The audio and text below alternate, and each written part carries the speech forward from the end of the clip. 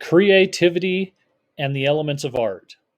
In this lesson, there are 6 big ideas that can help you on your journey in creativity.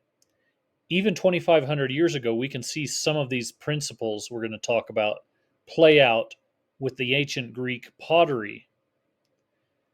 These are pattern, movement, proportions, balance, unity, and emphasis. They're all called elements because they show up as ideas in all arts, regardless of culture, language, and time. They're different from the elements of art because these are more like ideas and less of physical things. Artists everywhere agree, though, that knowing how to use these elements is part of being creative. Pattern is our first principle. It's sometimes called rhythm and has a regular sequence, a sequence of shapes, lines, or colors that repeat themselves. Just like the element of texture, pattern is predictable and variable, but less tactile. It's not something you can feel or touch. Pattern is more likely to be a graphic adaptation or highly controlled designs by the artist. Much like these patterns by M.C. Escher, we start to recognize the use of both organic and geometric shapes. If you look closely, these patterns could actually be shown end to end in a complete loop, blending into each other seamlessly. If we look at the many applications of pattern outside of nature, we'll find it in places like science and math, textiles and clothing, architecture, and even the manufacturing of ornamental or decorative arts. Another important principle in art is movement. Showing movement in a static image is not always easy, but we can think of it as implying direction. This painting, called Forgotten Man by Maynard Dixon, gives us the sense that people are passing by without noticing the man. The diagonal composition, the curb, puts us a little off balance. Also, we can assume which way people are going because of their feet. The assumed direction here is that everyone is walking to the right. Another way to show movement comes from how we relate to gravity or momentum. This woodblock print, called The Great Wave off of Kanagawa, was by Japanese artist Katsushiki Hakusai. He shows us the movement of a wave just before crashing down on boats. It's like a snapshot of time. We also see movement when we portray things that are distorted or changed physically, like the branches of these trees in the piece Gust of Wind by Jean Baptiste Camille Corot. And in more implied ways, we can see motion lines that are often used in graphic novels and comics.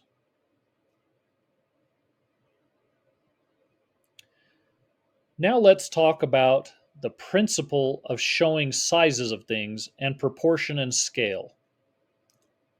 Much like this small figure standing in the Greek temple, we compare the size of separate objects side by side. And sometimes when there's more than one, we call it scale. When we talk about parts of a single object, we call it proportions. When we consider the illusion of how things appear when close or far away, I refer to it as the illusion of proximity. For instance, the only reason that a human would appear bigger than a fully grown mammoth is if the human is closer and the mammoth is in the background. When artists measure the proportion and scale to represent in art, they often use approximation. They're approximating. This means they measure by marking or sighting the height or width with a pencil or their thumb. This is sometimes referred to as the rule of thumb. And here you see an artist sighting or measuring the nose of Michelangelo's statue of David by marking the pencils or marking the size with his thumb on the pencil.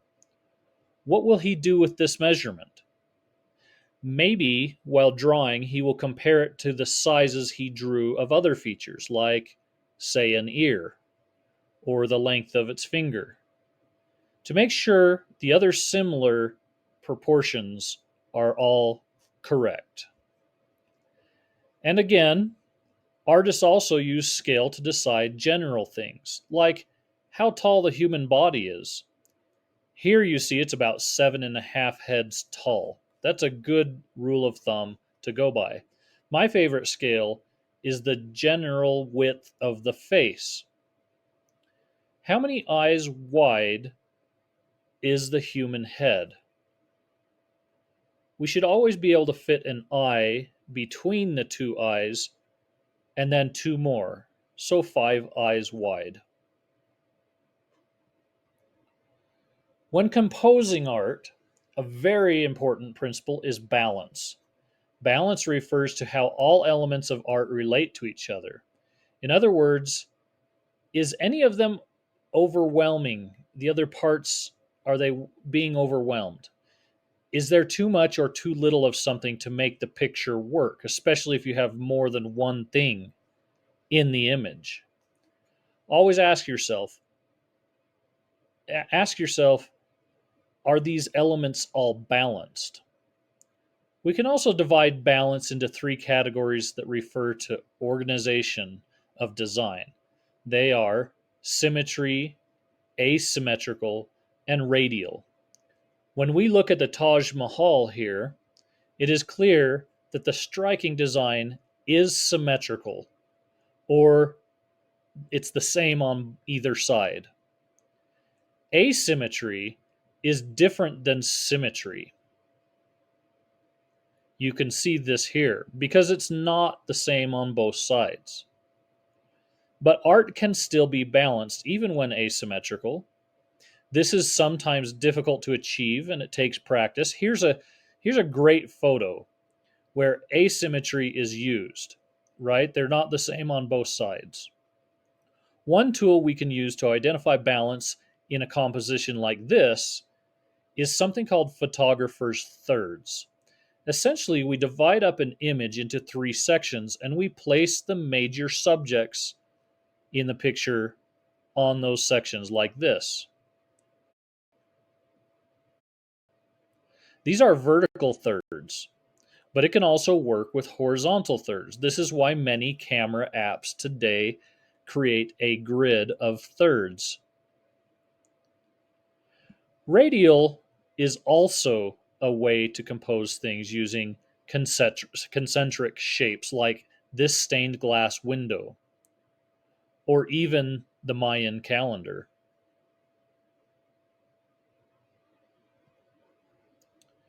Unity, also referred to as harmony sometimes, is an important principle of design that gives the artwork a sense of cohesion or coherence.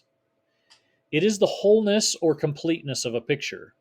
Unity and harmony in art are used by artists to tie a composition together and help the composition make sense as a whole piece of art. Unity uses the elements of art, color, line, shape, form, value, space, and texture, as a way to create a sense of belonging. For example, a good color scheme, like this one, can unify work. You can see those colors. They are a triadic color scheme.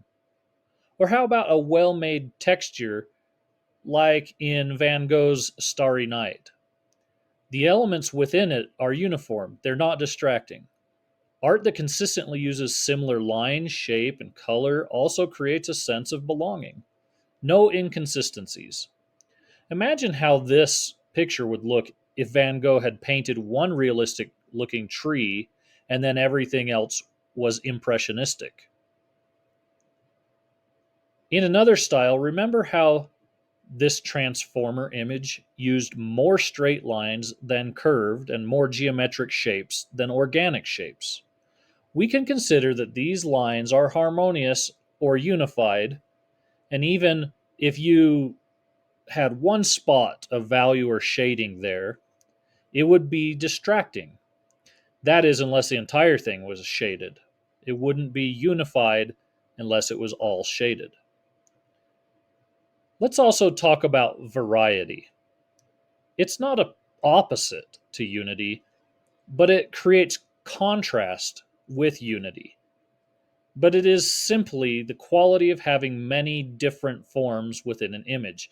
Here's a portrait of the artist Chuck Close.